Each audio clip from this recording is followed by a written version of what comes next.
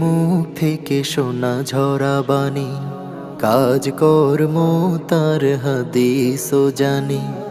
পছন্দ ভালো লাগা প্রেম নির্ভুল, পছন্দ ভালো লাগা প্রেম নির্ভুল, মৌন সমর্থন হাদিসের ফুল। হাদিসের সেই ফুল বুকে নিয়ে যারা মাতিয়ে তুলেছে আজ পৃথিবীর পাড়া, গে যাই তাদের আজ হাজারো সানা। حدثنا حدثنا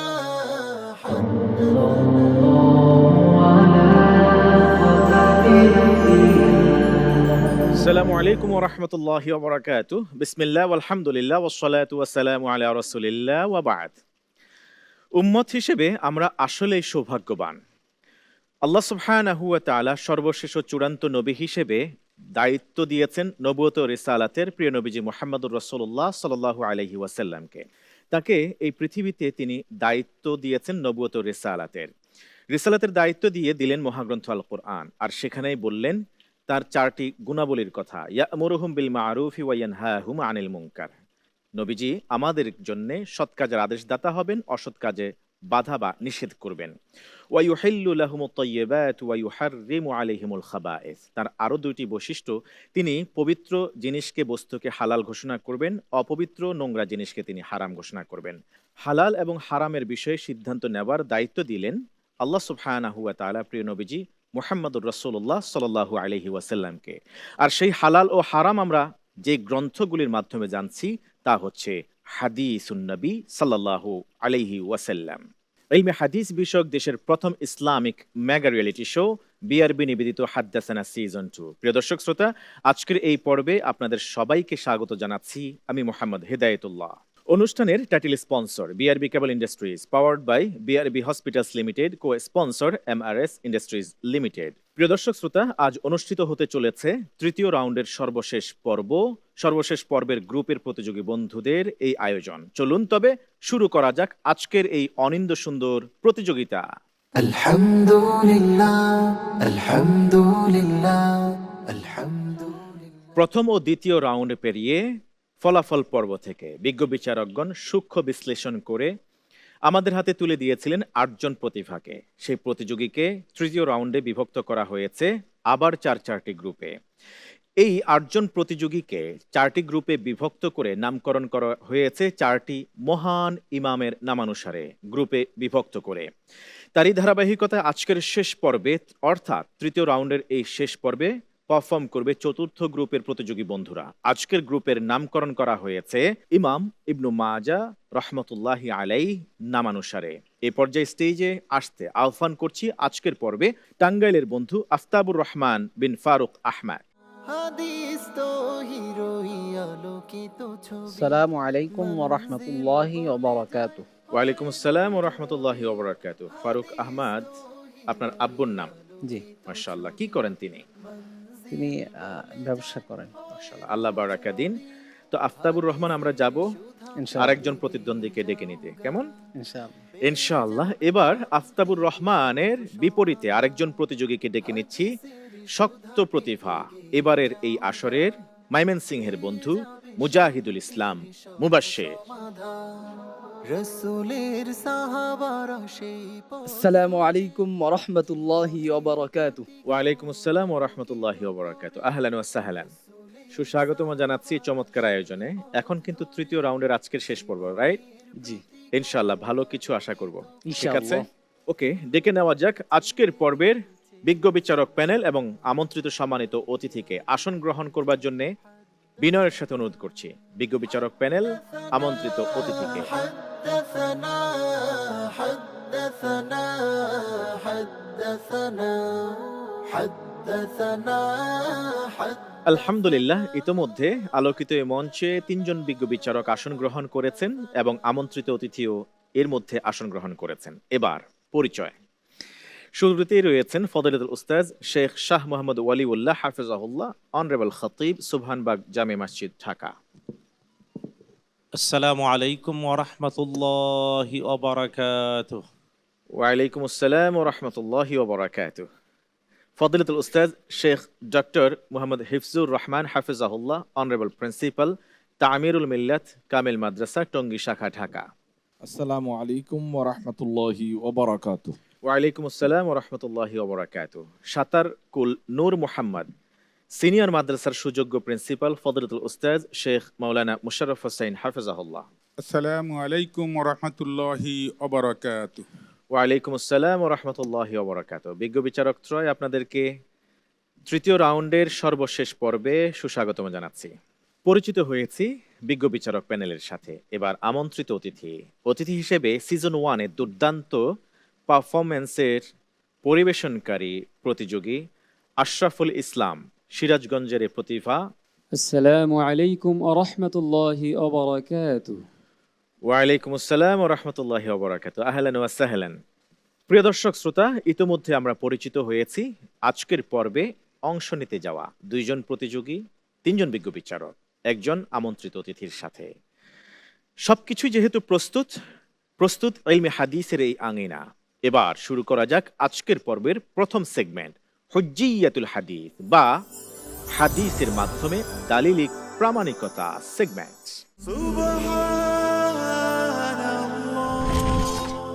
সালাতুল ওয়েতের নানান ধরনের মতামত আছে।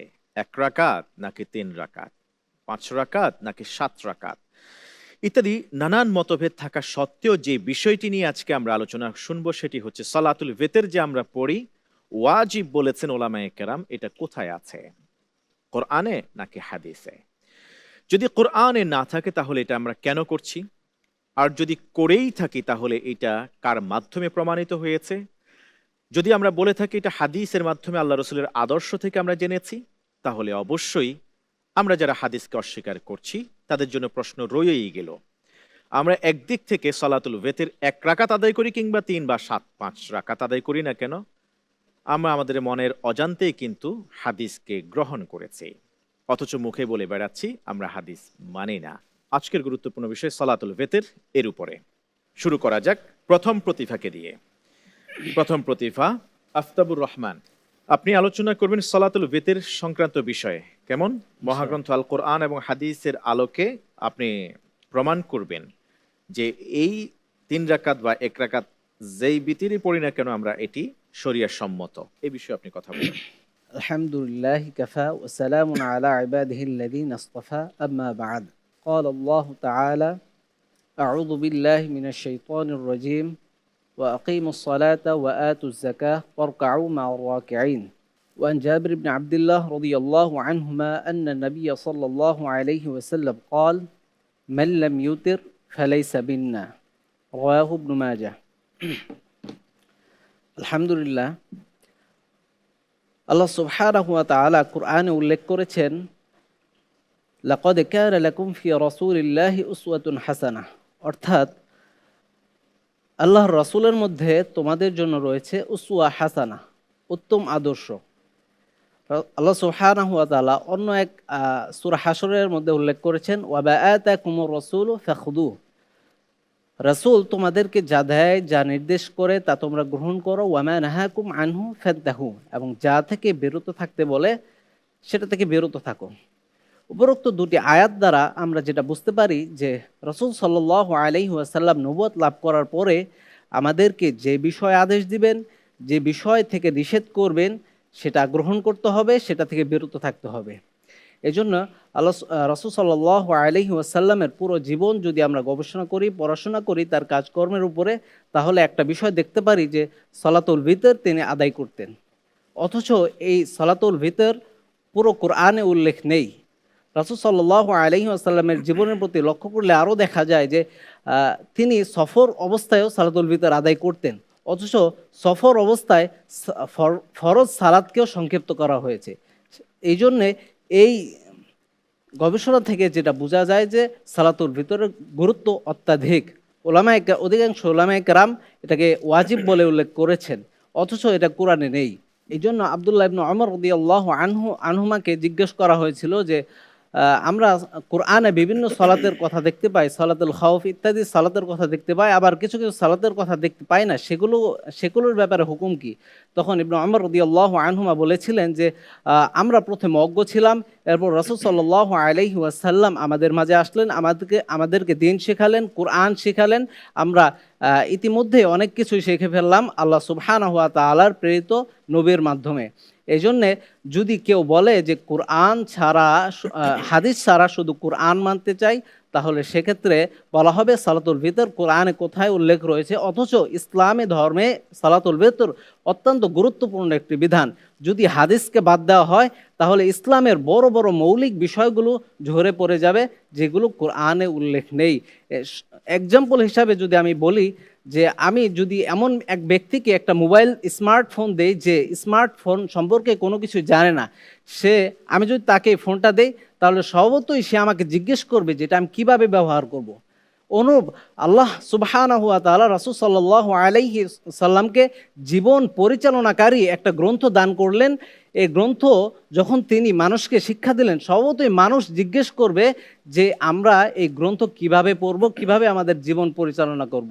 এই জন্য কেউ যদি বলে যে আমরা শুধু কোরআন মানতে চাই, আমরা নিজে নিজে বুঝতে চাই, তাহলে সেটা কোনো পক্ষেই সম্ভব নয়। যিনি কোরআন আমাদেরকে শিক্ষা দিচ্ছেন বাস্তবিকভাবে, আমরা কোরআন তার থেকেই বুঝবো, আর এই কোরআন বোঝার জন্য মানতে হবে হাদিস। আমিন, ধন্যবাদ আপনাকে। আপনি আলোচনা পেশ করেছেন সালাতুল ভিতর সংক্রান্ত বিষয়ে, কোরআন এবং সুন্নাহর আলোকে আপনি আলোচনা পেশ করার চেষ্টা করেছেন। এই পর্যায়ে আমরা যাব বাকি আলোচনা শুনবার জন্য। এবার আলোচনা পেশ করবেন মুজাহিদুল ইসলাম মুবাশশির, আমাদের এই গ্রুপের অন্যতম প্রতিভা। আপনি আলোচনা করবেন সালাতুল ভিতরের উপরে, সময় মাত্র 3 মিনিট। হামিদা ওয়া মুসাল্লিয়া ওয়া মুসাল্লিমা আম্মা বাদ। ইসলামী শরীয়তের অনেক বিধিবিধান এমন রয়েছে যেগুলো কোরআনে মৌলিক নির্দেশনা থাকলেও এর বিস্তারিত বিবরণ আমাদেরকে হাদিস থেকেই জেনে নিতে হয়। এরকম একটি বিধান হচ্ছে সালাতুল ভিতর। আল্লাহ তাআলা কোরআনে কারিমের অনেক জায়গায় নামাজের কথা আলোচনা করেছেন, কিন্তু ভিতরের নামাজের কোনো আলোচনা নেই। তো চলুন আমরা আজকে জেনে নিব ভিতরের নামাজের বিস্তারিত বিবরণ। প্রথমেই বলবো ভিতরের নামাজের ফজিলত সম্পর্কে। রাসূল সাল্লাল্লাহু আলাইহি ওয়াসাল্লাম বলেন, খারিজা রাদিয়াল্লাহু তাআলা আনহুর রিওয়ায়াত, ইন্নাল্লাহা আমাদাকুম বিসসালাতিন হিয়া খায়রুন লাকুম মিন হুমুরিন নাম। আল্লাহ তাআলা তোমাদেরকে আরো একটি নামাজ দিয়ে অনুগ্রহ করেছেন যেটা তোমাদের জন্য লাল উটের চাইতে উত্তম। তো আমরা জিজ্ঞেস করলাম, হে আল্লাহর রাসূল, সেটা কি? রাসূল সাল্লাল্লাহু আলাইহি ওয়াসাল্লাম বললেন, সেটা হলো ভিতরের সালাত। তো ভিতরের সালাতের ওয়াক্ত কখন, এ সম্পর্কে রাসূল সাল্লাল্লাহু আলাইহি ওয়াসাল্লাম বলেন, মা বাইনা সালাতিল ইশাই ইলা তুলুইল ফজর, তথা এশার নামাজের পর থেকে সুবহে সাদিকের আগ পর্যন্ত।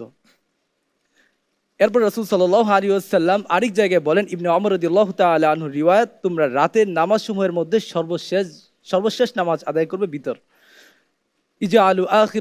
ইজআলু আখিরাত সালাতিকুম বিল লাইলি উইত্রন। এরপর রাসূল সাল্লাল্লাহু আলাইহি ওয়াসাল্লাম ভিতর কয় রাকাত আদায় করতেন এ সম্পর্কে বিভিন্ন ধরনের রিওয়ায়াত রয়েছে। তো আমি একটি রিওয়ায়াত সেখান থেকে উল্লেখ করব। ইবনে আব্বাস রাদিয়াল্লাহু আনহু বলেন, কানা রাসূলুল্লাহ সাল্লাল্লাহু আলাইহি ওয়াসাল্লাম ইউসাল্লি মিনাল লাইলি 8 রাকাআতিন ওয়া ইউতিরু বিসালাতিন। রাসূল সাল্লাল্লাহু আলাইহি ওয়াসাল্লাম রাতে 8 রাকাত নামাজ আদায় করতেন এবং 3 রাকাত ভিতর পড়তেন। তো ভিতর নামাজের আরেকটি গুরুত্বপূর্ণ বিষয় আমাদের সকলেরই জানা, তা হলো ভিতর নামাজে একটি দোয়া পড়তে হয় যেটা কুনুত নামে পরিচিত। তো সেই দোয়াটি কি? সেই দোয়াটিও বিভিন্ন রিওয়ায়াতে বিভিন্ন রকম এসেছে। তো হাসান ইবনে আলী রাদিয়াল্লাহু তাআলা আনহুর রিওয়ায়াত, রাসূল সাল্লাল্লাহু আলাইহি ওয়াসাল্লাম আমাকে ভিতরের নামাজে আরো একটি দোয়া শিখিয়ে দিয়েছেন। সেটি কি? আল্লাহুম্মা হদিনি ফিমান হাদাইত ওয়া আফিনি ফিমান আফাইত ইলা আখিরিদ দোয়া। তো আব্দুল্লাহ ইবনে মাসউদ রাদিয়াল্লাহু তাআলা আনহু থেকে আরো একটি রিওয়ায়াতের এই দোয়ার কথা জানা যায়, সেটা হলো আল্লাহুম্মা ইন্না নাস্তাইনুকা ওয়া নাস্তাগফিরুকা ওয়া নু'মিনু বিক ইলা আখিরিদ দোয়া। সুতরাং উপরোক্ত বর্ণনা সমূহের আলোকে সুস্পষ্টভাবে প্রমাণিত হয় হাদিস হলো কোরআনের পরিপূরক।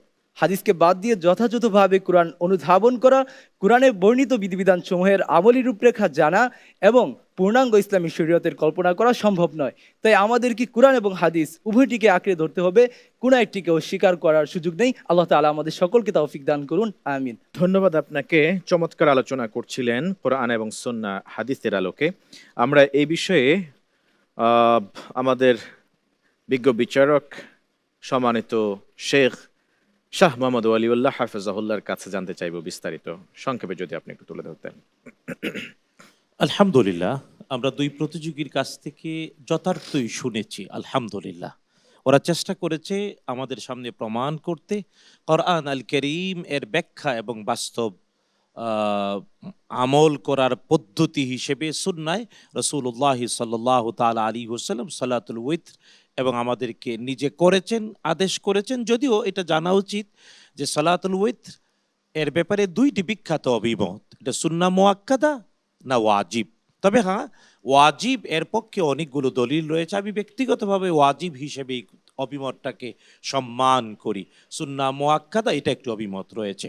তবে হ্যাঁ, একটি বিষয় আমাদের সকল দর্শক শ্রোতাকে জানাতে চাই, আল্লাহ সুবহানাহু ওয়া তাআলা কোরআন আল কারীমের সূরাতুল বাকারা 2 বার 45 নম্বর আয়াতে একবার আর সূরাতুল বাকারার 153 নম্বর আয়াতে আরেকবার আল্লাহ তাআলা বলেছেন ইস্তাঈনু বিস-সাবরি ওয়াস-সালাহ। আল্লাহ তাআলার অ্যাবসলিউট সাহায্য যদি পেতে চাও তাহলে সাবর এবং সালাতের মাধ্যমে চাও। তো আল্লাহর সাহায্য পাওয়ার জন্য সবর এবং সালাত। এখন সালাতে কিভাবে আল্লাহর সাহায্য পাবে, এই জন্য সর্বশ্রেষ্ঠ বাস্তবতা উইত্র, এবং উইত্রের মধ্যে আমাদের দ্বিতীয় প্রতিযোগী সুন্দর করে কুনুতের দোয়াগুলো বলেছে। আমি এইভাবে বলি আমার ভাষায় যে বান্দা প্রতিদিন রাতে একান্তে তার রবের কাছে চাইবে সকল বিপদ আপদ মুক্তি, শত্রুর বিরুদ্ধে সাহায্য, রোগ মুক্তি এবং যা যা তার দুনিয়া এবং আখিরাতের প্রয়োজন। এই জন্যেই রাসূলুল্লাহ সাল্লাল্লাহু তাআলা আলাইহি ওয়াসাল্লাম নিজেও উইতির পড়েছেন, কুনুত পড়েছেন, আমাদেরকে উতির শিখিয়েছেন এবং কুনুত পড়তে শিখিয়েছেন। তবে আবার এটাও ভুললে চলবে না, সালাতুল উইতরে যেমন কুনুত পড়া যায়, প্রয়োজনে বিপদে ফরজ সালাতের সর্বশেষ রাকাতেও কুনুত পড়া যায়। এবং রাসূলুল্লাহ সাল্লাল্লাহু তাআলা আলাইহি ওয়াসাল্লাম আহজাবের যুদ্ধে, খন্দকের যুদ্ধ যখন হয়েছিল, বহুজাতিক বাহিনী যখন মদিনাতুন নববিয়াকে অ্যাটাক করতে চেয়েছিল, তখন টানা 17 দিন রাসূলুল্লাহ সাল্লাল্লাহু তাআলা আলাইহি ওয়াসাল্লাম কুনুত পড়েছেন এবং ফরজ নামাজের শেষে। তাই উতরেও কুনুত রয়েছে, ফরজের শেষেও কুনুত রয়েছে। আল্লাহ তাআলার একান্ত সাহায্য পাওয়ার জন্য নামাজের ভিতরেই দোয়া। আল্লাহ তাআলা আমাদেরকে বুঝে আমল করার তৌফিক দিন, আমিন। আমিন। ধন্যবাদ আপনাকে বিজ্ঞ আলোচক, চমৎকার করে আপনি সালাতুল ভিতরের বিষয়টি তুলে ধরেছেন, জাযাকুমুল্লাহ খাইরান। প্রিয় দর্শক শ্রোতা, আপনারা দেখছিলেন ইলমে হাদিস বিষয়ক দেশের প্রথম Islamic mega reality show BRB নিবেদিত হাদ্দাসানা সিজন 2। অনুষ্ঠানের title sponsor BRB cable industries, powered by BRB hospitals limited, co sponsor MRS industries limited. এই পর্যায়ে নতুন করে এক্সপ্লোর করব ইবনু মাজা। সম্ভবত এই উপাধি তার পিতার নাম থেকেই পাওয়া যায়, যা সময়ের সাথে সাথে তার পরিচয়ে অমর হয়ে ওঠে। শিশুকাল থেকেই ইবনু মাজার মধ্যে জ্ঞান অর্জনের প্রচণ্ড তৃষ্ণা ছিল। প্রাথমিক শিক্ষা তিনি তার নিজ শহরে সম্পন্ন করেন এবং অল্প বয়সেই কোরআন হিফজ সম্পন্ন করেন। কিন্তু এতটুকুতেই তার জ্ঞান অর্জনের তৃষ্ণা নিবারিত হয়নি। হাদিসের জগৎ ছিল তার প্রধান আকর্ষণ। তাই যুবক বয়সেই তিনি পাড়ি জমালেন তার স্বপ্নের পথে, হাদিস সংগ্রহের জন্যে। ইমাম ইবনু মাজার ভ্রমণের গল্পগুলোও ছিল অসাধারণ। তিনি কুজ্জবিন ছেড়ে চলে গেলেন রায়, বসরা, কুফা, বাগদাদ, মক্কা, মদিনা, সিরিয়া, মিশর এবং হিজাজ সহ বিভিন্ন জ্ঞান কেন্দ্রগুলোতে। সেখানে তিনি দেখা করলেন সেই সময়ের সবচেয়ে বিখ্যাত মুহাদ্দিসদের সাথে। তার উস্তাদদের মধ্যে ছিলেন ইমাম ইবনু আবি শাইবা, মুহাম্মদ ইবনু রুমভ, হিশাম ইবনু আম্মার ও আরও অনেক মহান আলেম। এই মহান মনীষীদের কাছ থেকে তিনি হাদিস সংগ্রহ করেন এবং তার জ্ঞান ও অভিজ্ঞতাকে আরও সমৃদ্ধ করেন। ইমাম ইবনু মাজার হাদিস সংগ্রহের সতর্কতা ছিল উল্লেখযোগ্য। প্রতিটি হাদিসের সনদ ও বর্ণনাকারীদের বিশ্বস্ততা তিনি যাচাই করে নিতেন। এমনকি কোনো সন্দেহজনক হাদিসকে তিনি নিজের সংগ্রহে স্থান দিতেন না। তার এই সতর্কতা তার লেখাগুলোর মানকে পৌঁছে দিয়েছিল অসাধারণ উচ্চতায়। তার অন্যতম বিখ্যাত কাজ হল সুনান ইবনু মাজা, যা হাদিসের 6টি প্রধান গ্রন্থের অন্যতম। এই গ্রন্থে তিনি প্রায় 1500 অধ্যায়ের অধীনে প্রায় 4000 হাদিস সংগ্রহ করেন। যখন তিনি সংকলনের কাজ সমাপ্ত করেন, তখন একজন বিখ্যাত মুহাদ্দিস আবু জুরআ এটি পড়ে বলেছিলেন, আমি মনে করি এই গ্রন্থটি মানুষের হাতে পৌঁছলে অন্য সব সংগ্রহ বা তাদের বেশিরভাগই গুরুত্ব হারিয়ে ফেলবে। এই মন্তব্য ইবনু মাজার কাজের গভীরতা এবং মানের স্বীকৃতি স্বরূপ ছিল। ইবনু মাজা রাহমাতুল্লাহি আলাইহি কেবল হাদিস সংগ্রহে সীমাবদ্ধ ছিলেন না, তিনি লিখেছিলেন কোরআনের তাফসীর এবং ইতিহাস বিষয়ক গ্রন্থ। যদিও এই দুটি গ্রন্থ সময়ের বিবর্তনে হারিয়ে গেছে, কিন্তু তার কাজের প্রভাব আজও অমলিন। ইমাম ইবনু মাজার জীবনের শেষ অধ্যায়টি ছিল একটি শান্তিপূর্ণ পরিসমাপ্তি। তিনি 887 অথবা 89 খ্রিস্টাব্দে রমজান মাসের শেষ দিকে ইন্তেকাল করেন। ইন্না লিল্লাহি ওয়া ইন্না ইলাইহি রাজিউন। তার জানাজায় ইমামতি করেন তার ভাই আবু বকর। তার জীবন থেকে পাওয়া শিক্ষা আজও উচ্ছল আলো হয়ে ইসলামিক জ্ঞান সাধকদের পথ দেখিয়ে চলেছে। ইমাম ইবনু মাজাহ রহমতুল্লাহি আলাইহির জীবন আমাদের শেখায় জ্ঞান অর্জনের জন্য কখনো থেমে থাকা যায় না। তার ভ্রমণ, সংগ্রহ ও সতর্কতা আমাদেরকে একটি মহান আদর্শ হিসেবে পথ দেখিয়ে চলেছে। মহান মুহাদ্দিস ইমাম ইবনু মাজাহ রহমতুল্লাহি আলাইহি তার জীবন উৎসর্গ করেছিলেন রাসূলুল্লাহ সাল্লাল্লাহু আলাইহি ওয়াসাল্লামের পবিত্র হাদিসকে অনুসন্ধান করতে। আজও তার সেই কাজ আমাদের জন্য এক অমূল্য ধন। আল্লাহ সুবহানাহু ওয়া তাআলা তাকে উত্তম প্রতিদানে ধন্য করুন, আমিন। আলহামদুলিল্লাহ, আমরা চমৎকার এক বায়োগ্রাফি শুনেছি ডকুমেন্টারির মাধ্যমে। জানবার চেষ্টা করেছি যে ইমাম ইবনু মাজাহ রহমতুল্লাহি আলাইহি তার জীবন কত সুন্দর ছিল, কত মসৃণ ছিল, কতটা ধী শক্তির অধিকারী ছিলেন, মেধা শক্তি কতটা প্রখর ছিল। আলহামদুলিল্লাহ, আমাদের সবাইকে সেই মহান ইমামের উত্তরসূরি হওয়ার তৌফিক দান করুন। আল্লাহ সুবহানাহু ওয়া তাআলা আমাদের এই আরজিকে কবুল করে নিন। চলে যাচ্ছি পরবর্তী সেগমেন্টে। এবারের সেগমেন্ট হিফজুল হাদিস। হিফজুল হাদিসের এই সেগমেন্টে হাদিসে কুদসি, তার 170টি হাদিসের মধ্য থেকে শেষের 100টি হাদিস সিলেবাসভুক্ত এই সিজনে। দুইজন প্রতিযোগীকে প্রশ্ন করা হবে বিচারকের এন্ড থেকে। বিজ্ঞ বিচারক দুইজন প্রতিযোগীকে যাচাই করবেন, তবে হাদিস পড়তে বলবেন একজন বর্ণনাকারী সাহাবীর নাম উল্লেখ করে। শুরুতেই প্রতিযোগী আফতাবুর রহমান প্রশ্ন করবেন বিজ্ঞ বিচারক ফদিলাতুল উস্তাদ ডক্টর হিফজুর রহমান হাফিজাহুল্লাহ। বিজ্ঞ বিচারক। عن عدي بن حاتم رضي الله تعالى عنه قال عن عدي بن حاتم رضي الله عنه قال كنت عند رسول الله صلى الله عليه وسلم ثم لا يقفن أحدكم بين يدي الله ليس بينه وبينه حجاب ولا ترجمان يترجم له ثم لا يقولن له ألم أوتيك مالا فلا يقولن بلى ثم لا يقولن ألم أرسل إليك رسولا فلا يقولن بلى فينظر عن يمينه فلا يرى إلا النار ثم ينظر عن شماله فلا يرى إلا النار فليتقين أحدكم النار ولو بشق تمرة فإن لم يجد فبكلمة طيبة أخرجه البخاري। আদি ইবনে হাতিম রাদিয়াল্লাহু আনহু থেকে বর্ণিত, তিনি বলেন, একদা আমি রাসূল সাল্লাল্লাহু আলাইহি ওয়াসাল্লামের নিকট ছিলাম। অতঃপর তিনি বললেন যে তোমাদের প্রত্যেকেই আল্লাহ সুবহানাহু ওয়া তাআলার সামনে এমনভাবে দাঁড়াবে যে তার সামনে, তার মাঝে এবং আল্লাহর মাঝে না কোনো পর্দা থাকবে, না কোনো অনুবাদক বা দোভাষী থাকবে যে অনুবাদ করে দিবে। এরপর আল্লাহ সুবহানাহু ওয়া তাআলা তাকে বলবেন, আলাম উতিকা মালান, আমি কি তোমাকে সম্পদ দান করিনি? ফালা ইয়াকুলান্না বালা, সে বলবে হ্যাঁ অবশ্যই আপনি আমাকে দান করেছেন। এরপর আল্লাহ সুবহানাহু ওয়া তাআলা আবার বলবেন, আলাম উরসিল ইলাইকা রাসূলান, আমি কি তোমার নিকট রাসূল প্রেরণ করিনি? সে বলবে অবশ্যই হ্যাঁ। এরপর সে ডান দিকে তাকাবে, সে আগুন ছাড়া আর কিছু দেখতে পাবে না। বাম দিকে তাকাবে, বাম দিকেও আগুন ছাড়া আর কিছু দেখতে পাবে না। এরপর রাসূল সাল্লাল্লাহু আলাইহি ওয়াসাল্লাম বলেন যে তোমাদের প্রত্যেকেই যেন আগুন থেকে বাঁচার জন্য এক টুকরো খেজুর দিয়ে হলেও যাতে সে সাদকা করে। যদি সে এটা করতে অক্ষম হয় তাহলে উত্তম কথা বলে সে আগুন থেকে বাঁচতে চাইবে। হাদিসটি ইমাম বুখারী রাহিমাহুল্লাহ তার নিজ গ্রন্থে উল্লেখ করেছেন। জাযাকাল্লাহ খাইরান। বিজ্ঞ বিচারকের মন্তব্য। আলহামদুলিল্লাহ, আফতাবুর রহমান অত্যন্ত সুন্দর করে হাদিস বর্ণনা করেছে, অনুবাদটিও চমৎকার করেছে। সাদাকা, আল্লাহ রাসূল সাল্লাল্লাহু আলাইহি ওয়াসাল্লাম বলেছেন সাদাকাতু তারুদ্দুল বালা, সাদকা বালা মুসিবত থেকে রক্ষা করে। সাদাকার অভ্যাস আমাদেরকে গড়ে উঠুক, আমরা এই প্রত্যাশা করি। ধন্যবাদ আপনাকে বিজ্ঞ বিচারক, ধন্যবাদ আপনাকেও প্রতিযোগী। এবার যাব পরবর্তী প্রতিযোগীর কাছে। পরবর্তী প্রতিযোগী মুজাহিদুল ইসলাম মুবাশশির। হাদিস আপনি পড়া শুরু করবেন যখন বিজ্ঞ বিচারক একজন রাবীর নাম বলবেন, জি অর্থ সহকারে কোন গ্রন্থে উল্লেখিত হয়েছে। কেমন? জি। প্রশ্ন করেন ফদিলাতুল শেখ মাওলানা মুশাররফ হোসেন হাফিজাহুল্লাহ। জি, মুজাহিদুল ইসলাম মুবাশশির রেডি।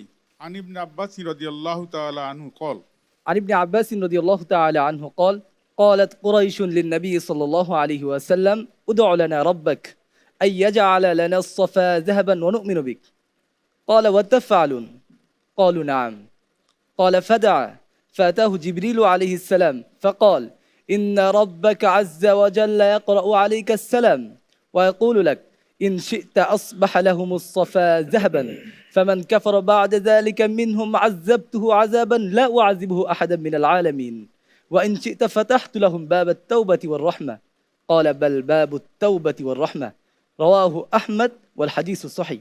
ইবনে আব্বাস রাদিয়াল্লাহু তাআলা আনহুমা বলেন, কুরাইশদের একটি দল রাসূল সাল্লাল্লাহু আলাইহি ওয়াসাল্লামের কাছে এসে বলল, আপনি আপনার রবের কাছে প্রার্থনা করুন সাফা পাহাড়কে যেন স্বর্ণে পরিণত করে দেন, তাহলে আমরা এরপর আপনার প্রতি ঈমান আনব।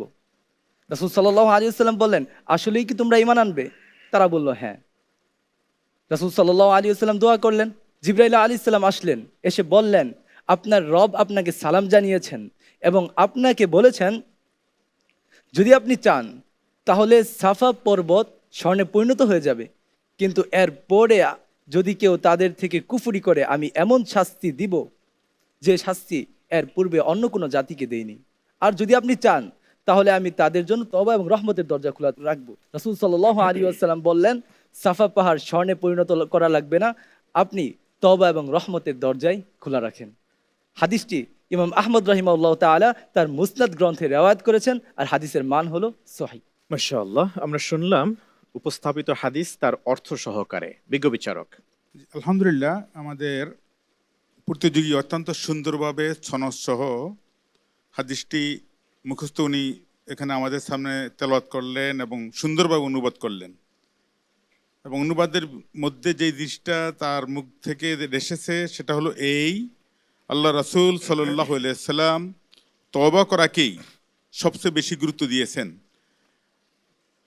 প্রতিযোগীর অনুবাদে সেই বিষয়টাই বেশি পরিস্ফুটিত হয়েছে। আল্লাহ তাআলা আমাদেরকে যাবতীয় পাপ থেকে তওবা গ্রহণ করে তার খাঁটি বান্দা হওয়ার তৌফিক দান করুন।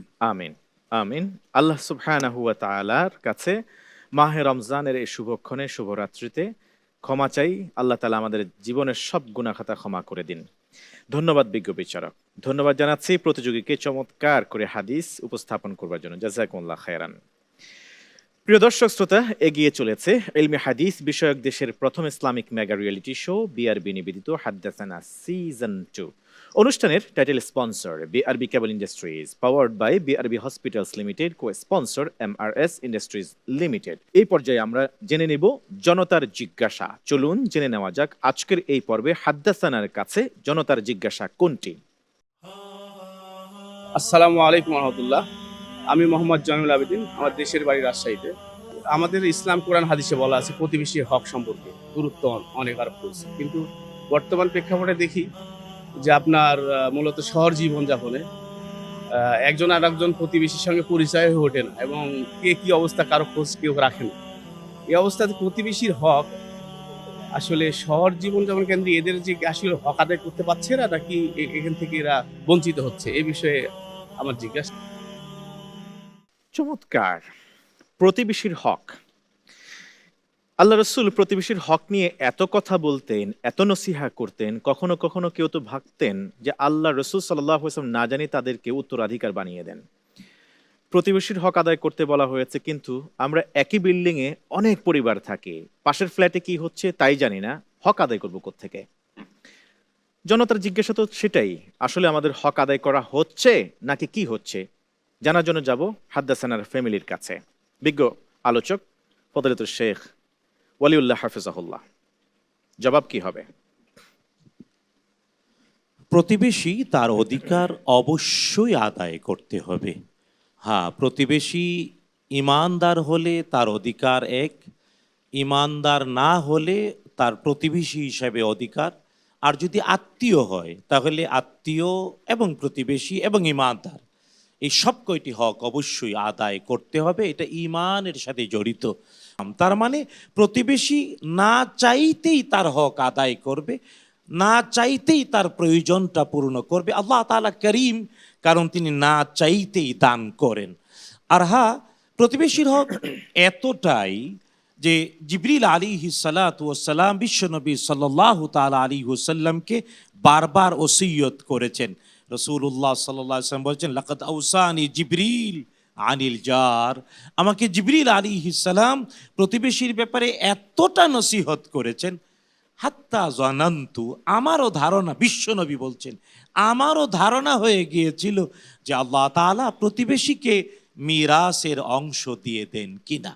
এখন আসেন আমাদের বাংলাদেশে বা পৃথিবীর অনেক জায়গায় শহুরে জীবনে কবি বলেছে, ইটের উপরে ইট, ইহার ভিতরে মানুষ কীট।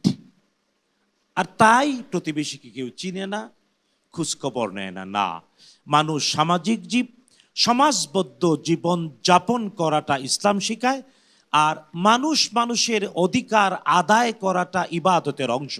অবশ্যই শহুরে জীবনে এক বাড়িতে থাকলে ফ্ল্যাট, অবশ্যই প্রতিবেশীর হক আদায় করতে হবে, পরিচয় এবং সুখ দুঃখ ভাগাভাগি করতেই হবে। এর দ্বারাই একটা সুন্দর সমাজ দুনিয়াতে হবে। কবি তো সুন্দর করে বলেছে, প্রীতি ও প্রেমের পুণ্য বাদনে সবে মিলি পরস্পরে, ওই জান্নাত এসে দাঁড়ায় তখন আমাদেরই করে করে।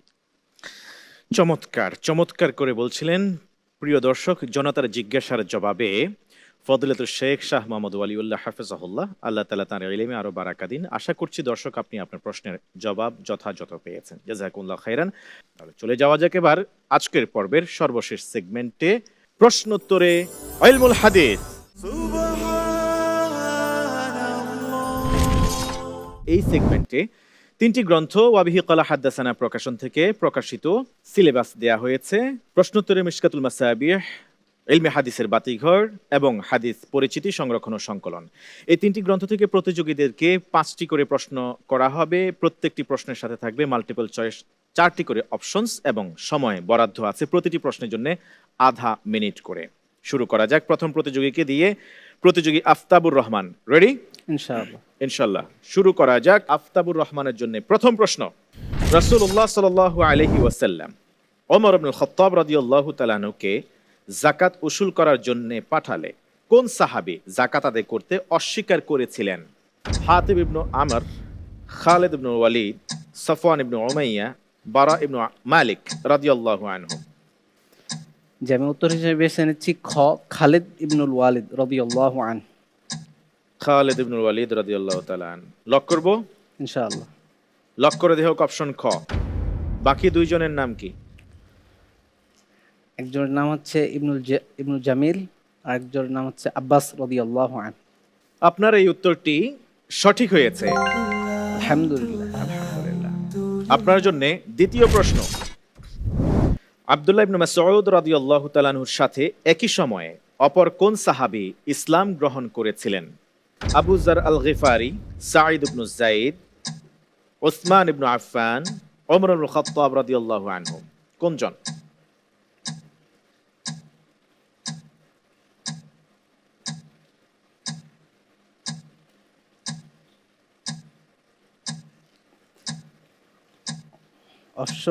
উত্তর ক, আবু যার গিফারি রাদিয়াল্লাহু আনহু।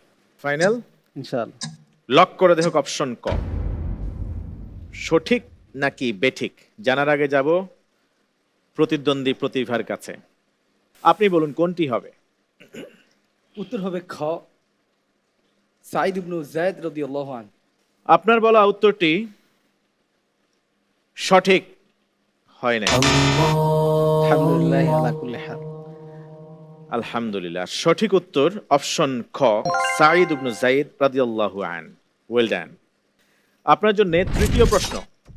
ওমর রাদিয়াল্লাহু আনহু তার এক আনসারী প্রতিবেশীর সাথে এই প্রতিশ্রুতিতে আবদ্ধ হয়েছিলেন, তাদের কেউ কোনো দিন রাসূলুল্লাহ সাল্লাল্লাহু আলাইহি ওয়াসাল্লামের দরবারে উপস্থিত হতে না পারলে অপরজন তাকে সেদিনের যাবতীয় বিষয়ে অবহিত করবেন।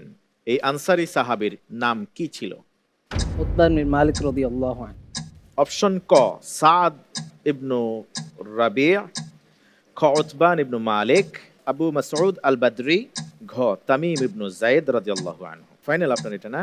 জি, খ, উতবান ইবনু মালিক। লক করে দেখ অপশন খ। Well done. আপনারা দেয়া উত্তরটি চুজ করা অপশন খ, উত্তরটি সঠিক, আলহামদুলিল্লাহ। আলহামদুলিল্লাহ। আপনার জন্য চতুর্থ প্রশ্ন। আবু বাকরা আস-সাকাফি রাদিয়াল্লাহু আনহু থেকে বর্ণিত সর্বমোট কয়টি হাদিস ইমাম মুসলিম রাহমাতুল্লাহি আলাইহি তার গ্রন্থে স্থান দিয়েছেন? 12টি, 13টি, 18টি ও 11টি।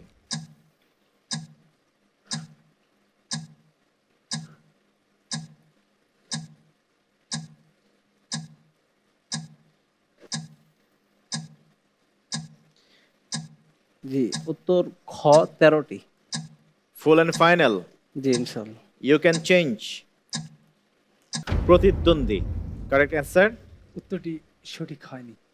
What should be the correct answer? Option ঘ 11। বুখারী মুসলিম মুত্তাফাক আলাইহিতে আছে 8টি আর মুসলিমে আছে 3টি। আপনার দেয়া উত্তরটি ভুল হয়েছে। আলহামদুলিল্লাহ আলা কুল্লি হাল। সঠিক উত্তর 11টি। শেষ প্রশ্ন। প্রখ্যাত তাবিঈ উরওয়া ইবনু জুবাইর রহমতুল্লাহি আলাইহি কত হিজরিতে ইন্তেকাল করেন? ক 92, খ 93, গ 94, ঘ 95 হিজরিতে। জি, উত্তর হিসাবে বেছে নিচ্ছি ঘ 94 হিজরি। Full and final? ইনশাআল্লাহ। লক করা হোক অপশন গ 94টি। আপনার উত্তরটি সঠিক। Well done. এক এক করে আমরা 5টি প্রশ্ন করেছি 2.5 মিনিট সময়ের মধ্যে। আপনি উত্তর দেওয়ার চেষ্টা করেছেন, এর মধ্যে 3টি প্রশ্নে আপনি ক্লিক করেছেন যথার্থ। সঠিক ছিল উত্তর 3টি, আর 2টির মধ্যে আমরা বলবো যে ভুল নয়, কাদ আনসানিয়া শায়তান। আল্লাহ আমাদের জেহান যাকাত আরো বাড়ায় দিন। আল্লাহুম্মা আমিন। জাযাকুমুল্লাহ খাইরান। আমরা যাব পরবর্তী প্রতিযোগীর কাছে, মুজাহিদুল ইসলাম মুবাশশির। রেডি? জি ইনশাআল্লাহ। ওকে, প্রথম প্রশ্ন। এমন ভাবে জীবন কাটাবে সন্ধ্যা হলে আর সকালের অপেক্ষা করবে না, এবং যখন সকাল হবে তখন আর সন্ধ্যার অপেক্ষা করবে না। কে বলেছেন এই কথাটি? আব্দুল্লাহ ইবনু আমর রাদিয়াল্লাহু আন। অপশন নেবেন না? জি না। কাকে বলেছিলেন? ওকে, আপনার উত্তর সঠিক আছে কিনা জানবো প্রতিদ্বন্দ্বী প্রতিভার কাছে। জি, উত্তর সঠিক। দুইজনে যখন সঠিক বলেছেন, আমার ইন্টেলিজেন্ট টিম বলছে অপশন ক আব্দুল্লাহ ইবনে ওমর রাদিয়াল্লাহু আন। উত্তর সঠিক হয়েছে, আলহামদুলিল্লাহ। দ্বিতীয় প্রশ্ন। সাহাবী আবু দারদা রাদিয়াল্লাহু তাআলা আনহু থেকে বর্ণিত সর্বমোট কয়টি হাদিস ইমাম মুসলিম রাহমাতুল্লাহি আলাইহি তার গ্রন্থে স্থান দিয়েছেন? উত্তর 10টি। ক 12টি, খ 8টি, গ 10টি, ঘ 15টি। অপশন গ। গতেই লক করবেন? জি। 10টি। কোন গ্রন্থে কয়টি হয়েছে? মুত্তাফাক আলাইহি 2টি এবং ইমাম মুসলিম রাহিমাহুল্লাহ তাআলা এককভাবে রিওয়ায়াত করেছেন 8টি। আপনার লক করা অপশন গ, উত্তর 10টি, এটি সঠিক। আলহামদুলিল্লাহ। তৃতীয় প্রশ্ন। আদ-দুররুস সামিনু ফি মুবাশশারাতিন নবিয়্যিল আমিন, এই গ্রন্থটি কে লিখেছেন? শাহ ওয়ালিউল্লাহ মুহাদ্দিসে দেহলভী রাহিমাহুল্লাহ তাআলা। মুজাদ্দিদ আল ফিসানি রহমতুল্লাহি আলাইহি, শেখ ওয়ালিউল্লাহ মুহাদ্দিস দেহলভী রহমতুল্লাহি আলাইহি, শেখ আব্দুল হক মুহাদ্দিস দেহলভী রহমতুল্লাহ আলাইহি, ও ঘ অপশন শাহ আব্দুল আজিজ ইবনু ওয়ালিউল্লাহ দেহলভী রহমতুল্লাহি আলাইহি। অপশন খ শেখ ওয়ালিউল্লাহ মুহাদ্দিসে দেহলভী রাহিমাহুল্লাহ। লক করে দেখ অপশন খ, উত্তরটি সঠিক হয়েছে, আলহামদুলিল্লাহ। চতুর্থ প্রশ্ন। কোন শাসক সর্বপ্রথম যোগাযোগের জন্য ডাক বিভাগ চালু করেন? মুআবিয়া ইবনু আবি সুফিয়ান রাদিয়াল্লাহু আন। ফাইনাল? জি। মুআবিয়া ইবনু আবি সুফিয়ান রাদিয়াল্লাহু আন। অপশন ঘ, উত্তর সঠিক, আলহামদুলিল্লাহ। Last question. বিবাহের মালিকানা বা স্বামিত্ব লাভের পূর্বে তালাক হবে না, এবং কিনে নেয়ার পূর্বে গোলাম আজাদ করা যায় না, এই বিধান সম্বলিত ফরমান রাসূলুল্লাহ সাল্লাল্লাহু আলাইহি ওয়াসাল্লাম কাদের নিকট পাঠিয়েছিলেন? ইয়েমেনবাসী। শুধু ইয়ামেন কেন চোখে পড়লো? সেখানে তো আয়লা ও ইয়োনাবাসী ছিল, নাজরানের অধিবাসী ছিল, দাউমাতুল জান্দালের অধিবাসী ছিল। কারণ তাদের কাছে পাঠান নাই। আমি যদি বলি যে কার মাধ্যমে পাঠিয়েছেন সেটা জানা আছে? ইয়ামেনের শাসনকর্তা কে ছিলেন? 10ম হিজরিতে নবী করিম সাল্লাল্লাহু আলাইহি ওয়াসাল্লাম ইয়েমেনের নাজরানে পাঠান আমর ইবনে হাজম, আর ইয়েমেনের আরেকজন শাসক ছিলেন মুআজ ইবনে জাবাল রাদিয়াল্লাহু আন। এই দুইজনে কোনজন বলে মনে করেন? আমার কাছে মনে হয় আমর ইবনে হাজম। আপনার দেওয়া উত্তর অপশন ক, ইয়ামেনের অধিবাসীদের নিকট। এই উত্তরটি সঠিক হয়েছে, আলহামদুলিল্লাহ। Well done. আমরা এক এক করে 5টি প্রশ্ন করেছি আপনাকে, হার্ড টু হার্ডার। আস্তে আস্তে করে চেষ্টা করেছিলাম কত কঠিন করা যায়। 5টি প্রশ্নের সঠিক ও যথাযথ উত্তর দিয়েছেন, জাযাকুল্লাহ খায়রান। আমন্ত্রিত সম্মানিত অতিথি সিজন 1-এর অন্যতম শক্ত প্রতিভা ছিলেন, দুর্দান্ত পারফরমেন্স দেখিয়েছিলেন, চমৎকার হাদিস পড়তেন, আমার এখনো মনে আছে। আপনাদের সময়কার সিজন 1-এর সেই হাদ্দাসানার আলোকিত এই মঞ্চ বা আমাদের গত বছরের তুলনায় এই বছরের সিজন 2 এই আসর কেমন লেগেছে, এই আয়োজন কেমন, আর প্রতিযোগীদেরকে কোনো পরামর্শ বা নসিহা করবেন কিনা? আলহামদুলিল্লাহ, আমরা চমৎকারভাবে আজকের এই হাদ্দাসানার এই পর্বটি উপভোগ করলাম।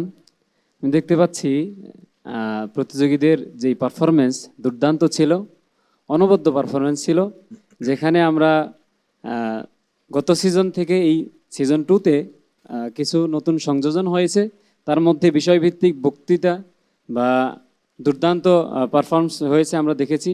এরপর যেই প্রশ্নোত্তরে ইলমুল হাদিস আমরা দেখেছি যে সম্মানিত আমাদের প্রতিযোগী বন্ধুরা তারা অপশন ছাড়াই মাশাআল্লাহ কীভাবে উত্তর দিচ্ছে, এবং এর সাথে আবার সম্পূরক প্রশ্নও তারা উত্তর দিচ্ছে। মাশাআল্লাহ, অভিভূত, অপূর্ব। এবং হাদ্দাসানার এই সিজন, এটা আসলে বলে আসলে শেষ করা যাবে না যে কত সুন্দর। তবে এটা এতটুকু বলবো যে এটা অভূতপূর্ব এবং সকলের জন্য অনুপ্রেরণামূলক। এবং আমি আশা করব সম্মানিত প্রতিযোগী ভাইদের কাছে, যদিও আমি মনে করি যে তাদের এখনও যেহেতু আরও কয়েকটি রাউন্ড আছে, আরও উন্নতি করার সুযোগ আছে। আর আশা করব যে যে সময়টা আছে তারা এই সময়ে নিজেদেরকে আরও কোন কোন জায়গায় একটু কমতি আছে, যেখানে একটু আবসা আছে বা স্মরণশক্তি মনে হচ্ছে যে না একিন হচ্ছে না, সেই সব জায়গাগুলো আরও একিনের সাথে উত্তর দিবে। আলহামদুলিল্লাহ, আরেকটি বিষয় আমি বলবো যে গত সিজনে আমি অংশগ্রহণ করেছিলাম, তো এই হাদ্দাসানার অংশগ্রহণটা এখান থেকে আসলে ইলমে হাদিসের প্রতি, হাদিস হিফজুল হাদিস এবং ইলমে হাদিস শেখার যে যাত্রা শুরু হয়েছে, আলহামদুলিল্লাহ আমি এটা কন্টিনিউ করতে পেরেছি। আলহামদুলিল্লাহ, আমি যেহেতু কোরআনের ছাত্র, কিন্তু এই হাদ্দাসানায় এসে আমি নিজেকে হাদিসের ছাত্র হিসেবেও আমি এই পথ চলা শুরু করেছি। আলহামদুলিল্লাহ, অবহিকল হাদ্দাসানা কর্তৃপক্ষকে অসংখ্য ধন্যবাদ এরকম আয়োজন করার জন্য, অনুবদ্ধ আয়োজনের জন্য। আসসালামু আলাইকুম রহমতুল্লাহ। ওয়ালাইকুম আসসালাম রহমতুল্লাহি ওয়া বারাকাতুহু। আপনাকেও মোবারকবাদ জানাচ্ছি চমৎকার মন্তব্য করবার জন্য। আমাদের প্রতিযোগী বন্ধুদেরকে আপনি সুন্দর কিছু পরামর্শ দিয়েছেন, জাযাকুমুল্লাহ খায়রান। আল্লাহ তাআলা আপনাকে কোরআনের পাশাপাশি হাদিসেরও ছাত্র হিসেবে কবুল করুন, তাতে করে আমরা ইসলামের জ্ঞানের প্রধান দুটি উৎস কভার করতে পারবো ইনশাআল্লাহ তাআলা। জাযাকুমুল্লাহ খায়রান। ধন্যবাদ জানাচ্ছি আপনাকে। মাহমুদুল হক, চমৎকার করে আজকে আপনি অংশ নিয়েছেন। মুজাহিদুল ইসলাম মুবাশশির, আপনাকে